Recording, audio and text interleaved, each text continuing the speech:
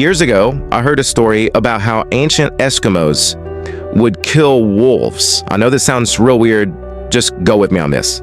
How ancient Eskimos would kill wolves that began to attack their village. First, they would get a large razor-sharp knife and they would sharpen the edge of the blade to the spot where it's like razor sharp. Then they would take the razor-sharp knife and they would dip it in blood and leave it out in freezing temperatures so that the blood froze and encased the blade of the knife. Then they would do it again and let the second layer freeze around the blade of the knife. Then they would do it a third time, let that third layer freeze around the blade of the knife until you had what looked like a blood popsicle.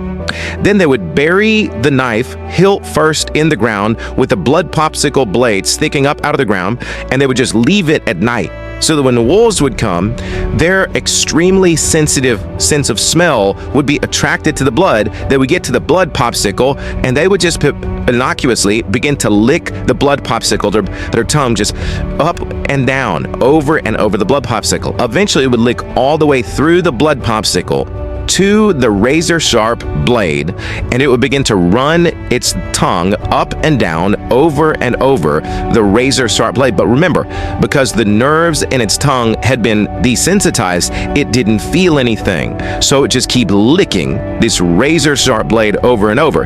Well, as its tongue began to bleed, its senses would begin to smell its own blood. And it wouldn't know that it was its own blood. So it would just begin to get in a feeding frenzy. It would just send it into a frenzy, and it would look faster and faster and faster. Its tongue aggressively going up and down. This bare razor-sharp blade shredding its tongue into ribbons, and eventually it would go away, bleed to death, and die. That is a good picture of what giving yourself over and over to lust and sexual immorality will do to you. It numbs you. And in your excitement, you keep going back to the thing that is shredding your soul.